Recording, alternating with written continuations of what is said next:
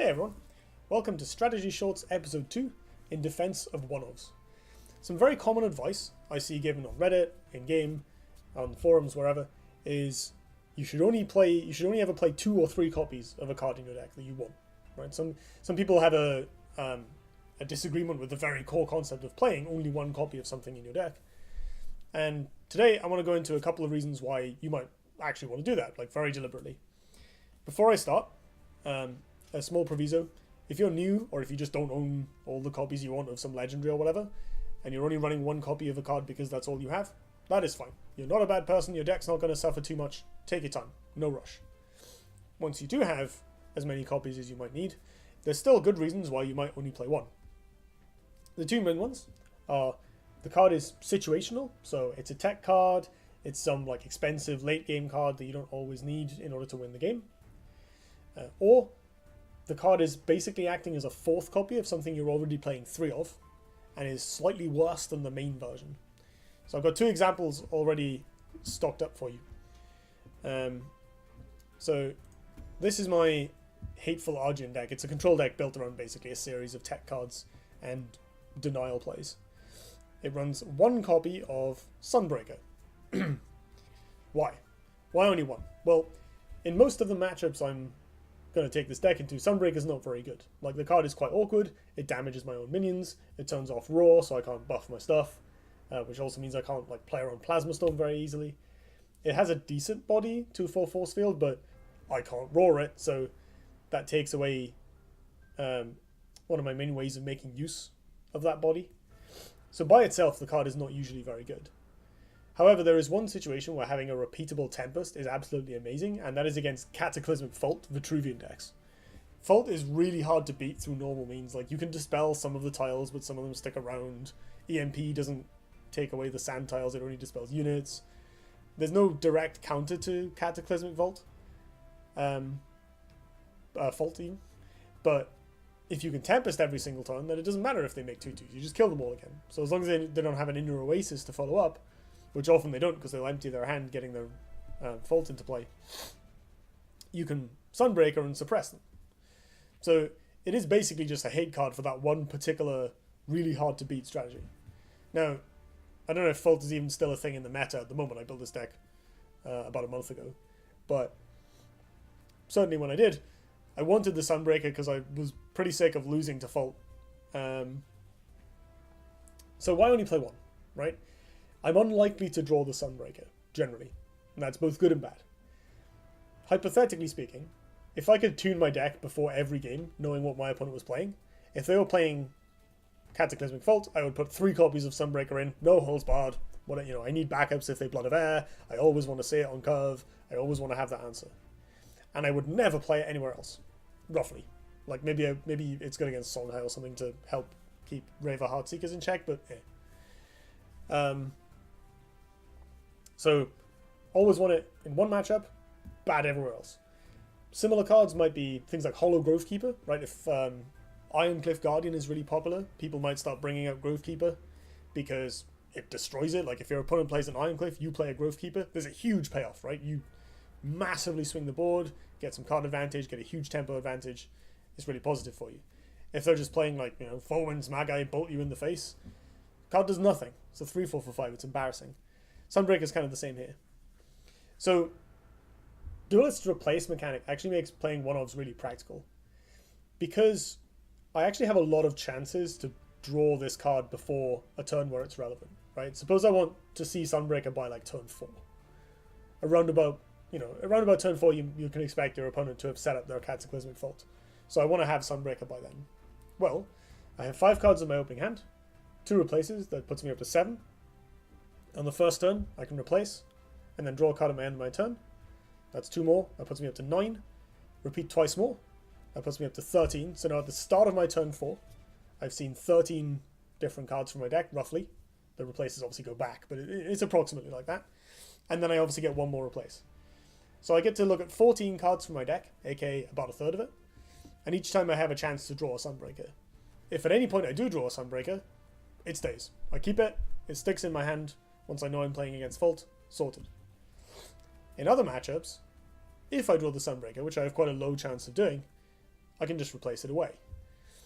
I did some back of the envelope maths, and so the odds of having your Sunbreaker or your Hollow Growth Keeper or whatever in your hand roughly on curve comes out to about a third or a half, depending on how expensive the card is and whether you're playing, you know, extra cantrips like Frigid Corona and stuff. So against a matchup like Cataclysmic Fault or you know, Hollow Growth Keeper against a Provoke deck, about a third or half the time I will have this card that just wrecks them. It destroys them. It breaks their entire strategy. Win the game. So, you know, they have to, I mean, Hollow Growth Keeper's effect is immediate, but obviously they can come back from a 2-for-1. Sunbreaker beats their strategy, but, you know, they can answer it. So it's not like 100% win rate the moment I draw this card, but it gives me a huge spike in my, essentially, my odds of winning the game. But in other matchups, it's basically, there's a 1 in 3, 1 in 2 chance that I'll have to waste 1 replace on it, which is a cost, but not a huge cost, compared to the amount of utility I get out of the Sunbreaker in that one matchup, or in my Hollow Growth Keeper in that one matchup, or whatever. So basically playing the One-Of it's kind of a guessing game. If you put 2 in, you'll end up drawing it too much in too many matchups where it's not good, and it slows your deck down, it clogs up your replaces. If you go to 0, then you never have it. So you never have that chance of like, oh no, I'm playing against the Nightmare matchup, or oh, I'm playing against like the best deck in the ladder right now, and I don't have my tech card at all. There's no games in which I get that, you know, third or half odds to just slam this like massive tempo swing or this massive hate card against them. So you lose out on that. So going to 0 is a huge cost as well. And because it's not cut and dry, it's like if I have 3 copies, I will always draw this card. If I have 2 copies, I will always draw this card. And, you know, the cards always win or always lose you the game or whatever. It's all percentages. You can think of it as like my chances of winning the game with 1 copy of Sunbreaker against an average opponent are higher than they are with 2 copies or 3 copies of 0. And so that's why there's 1 Sunbreaker in my deck or 1 Hollow Growth Keeper. A small mention to Obliterate, which is also often seen as a one-off. The reason Obliterate is usually played as one-off is that Abyssian decks don't always need it to win, right? Usually they can win with things like Abyssal Juggernaut or Spectral Revenant, or, you know, random chip damage from like creep tiles and oozes and equipment. Or they can stack up all the creep and win with Obliterate. And because Obliterate's a late game card, it takes a lot of setup. The same logic applies, like every turn I get 2 chances to draw my Obliterate, plus my opening hand. So if it's a matchup where I want it, or if the board starts looking like, oh, I'm going to need an Obliterate to win this, or I'm going to want Obliterate to win this, I have actually quite a high chance of seeing my single copy over the course of the game up to that point. But if I'm playing against aggro, I never end up with the double Obliterate draw where I'm just stuck like replacing Obliterates and hoping I draw something that actually works for the next turn, instead of using replaces to make nuanced decisions about the quality of my hand. I have these cards that never work until they're, you know, you set them up. So playing 1 copy of this card, even though it's a really powerful card that synergizes directly with your main strategy, you don't need it in every game, and you don't need it until quite late on. And so playing 1 actually flows quite naturally. The other reason you might only play 1 card, oh, where's it gone? Thank you, Deck Manager, is, as I mentioned earlier, when you basically want 4 copies of something. So this is my Alabaster Titan deck. It has 4 copies of Azure Herald, in that it has 3 real Azure Heralds and a Healing Mystic. So this is actually a pretty common split. I've played this setup quite a few times. I want 2 drops to heal, right? The idea in this deck was I wanted to... It doesn't run that much card draw, so I wanted to be able to top deck 2 drops and not be too embarrassed about it. If I top deck a Windblade Adept, it's like, it's a 3/3 whatever. Azuret Lion is good enough in the early game that I'm playing him anyway, but mainly I wanted the ones that heal me, because healing is great. Like, early on they're 2 drops, and later on it keeps me alive. Helps me find time to draw to another card. The best healing 2 drop is Azure Herald. She heals for 3. So I obviously want 3 copies of that. The next best healing 2 drop is Healing Mystic. I have slots for 4 Azure Heralds, or, you know, I only want to run like 7 2 drops because I don't want to top deck them too much. So I'm playing 1 Healing Mystic. I'm not too worried about the fact that it's a 2/3 and the Azure Herald's a 1/4. Like, I don't really care. Either way, the bodies are small. They can contest mana tiles early on, but that's about it.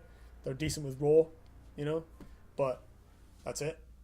They're not, either way, a 2-3 and a 1-4 are not that different in combat, and I'm not too interested in, this isn't like a super tuned aggro or tempo deck, I'm not too worried about the differences between those bodies. I just want healing.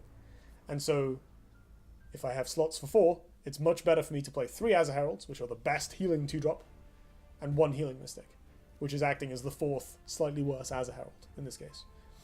And there's loads of places where you might want to do this, like you have room for 4 mid to high tier removal spells, and you're playing Lionar, and the most efficient one is Martyrdom, and then you kind of supplement it with a Circle of Life, so you have an extra one, kind of thing. Like, you have space for 4 Dispel cards. Well, maybe you just prefer Lightbender to Ephemeral Shroud. You think it's a better card, or it fits your deck better, so you play 3 Lightbenders and 1 Ephemeral Shroud. 3 Mana Death Grips and 1 Crystal Wisp. I mean, you know, there's lots of reasons why. Like, deck slots are very finite, very, very finite, and it's not always good to max out on an effect, even if it's a strong effect, just because you can flood on it. Like, you can draw loads of healing 2-drops. If you play all 6, you'll draw them later, and, you know, if I cut Azurite Lines for healing Mystics, then I can never have Azurite Lines flexibility in the early game. Or, you know, if I'm going down to 1, it's like, I very rarely have Azurite Lines flexibility in the early game. And playing one of cards like that is, you know, it's quite awkward, right? It doesn't do very much. But if I just want, you know, I want 7 2-drops. I want Azurite Lines because they're good. I want 4 healing 2-drops. And that makes the One-Off healing Mystic really natural, even though it's like, why are you playing 1-off a 2-drop? That's weird. You know, you're not very likely to see it. That's very true. I'm not very likely to see it. But the whole point is I have 4 2-drops that heal me. So they're 2-drops early and they're healing later. And that's the amount of space I have in the deck, and that's the amount I feel is the best balance of having them and not having them, because I don't want to draw too many because they don't do very much, right? Like, you can't play 1-4s all day and expect to win the game. So it's all a balancing act, and the 39 slots really do have to be made use of effectively. Right? You can't just be like, well, I shouldn't play 1 of this card, I'll bump up to 2 copies. Now I have to cut something else. I lose another tool, and maybe I shift the balance of odds of drawing X over odds of drawing Y in my deck in a direction I don't want, just out of that principle of, oh, I should be consistent. Like, I think that the core idea in both of these is that you don't always need to draw every card in every game, which seems odd, like, especially as there's so many cards in Duelyst that you just always want, like Mercantile Warbeast. You want as many of those as you can, more or less, right? But you don't always need your tech cards. You don't always need things like Obliterate. Like, there are plenty of games you can win without them. And I certainly don't always need Healing Mystic specifically, right? I just want enough healing 2-drops that I can usually hit 1 or 2, but not so many that I flood on them. And so I want 4, and so I play 1 Healing Mystic because it's worse than the alternative. I mean, realistically, logically, you aren't always going to draw everything, right? You're playing 13 3-ofs doesn't guarantee you'll draw them kind of, you know, one of this, one of this, one of this, one of this. And that sounds reductive or insulting, but like, it's kind of a weird principle to wrap your head around. It's like, why would I put a card in my deck if I don't want to draw it? But that balancing act of only sometimes is where I feel the actual insight lies, where the really interesting part is. If we just go back to the tech card again, the Sunbreaker, like, there'll be matchups against Cataclysmic Fault decks where I don't draw the Sunbreaker. That's bad, right? Again, if I could tune my deck at the start of the match instead of before queuing up, I'd be like, oh, they're playing Xerix, so I'll just put in loads of Sunbreakers, and oh, here's some extra Lightbenders and some ENPs, and, you know, just tech out. And then I go, alright, here's my Silver God Knight, and the opponent goes, take a Monotile Hollow Grove Keeper you, because they've done the same thing. But they're not going to run Hollow Grove Keeper in their main deck, right? And it's the same thing here. I wouldn't, against other matchups, I don't want any Sunbreakers. And so I feel like the best balance of these odds of drawing it versus the ability to have it when I need it work out best with just 1 copy. And it's having one-ofs is kind of a powerful tool that in deck building you can make some very nuanced statements about cards by only including 1, or, you know, instead of having 3 copies of something, splitting them two of one and 1 of the other, because sometimes you'll draw the 3rd one in a matchup where it's better than the first 2, and that sort of thing. there's just a lot of interesting decisions to make. So I think that about wraps it up. I hope that was a good explanation of what is quite a fuzzy and complicated concept. I spent a lot of time talking about probability. As always, I'm open to questions. I'm on Discord, I'm in game, I'm on Reddit. Nine Moons has a comment section. Whatever. If you need to know more, let me know, and I will do my best to explain, or I'll make a follow-up video if there's lots of questions. As always, thank you very much for watching, and I will see you next time.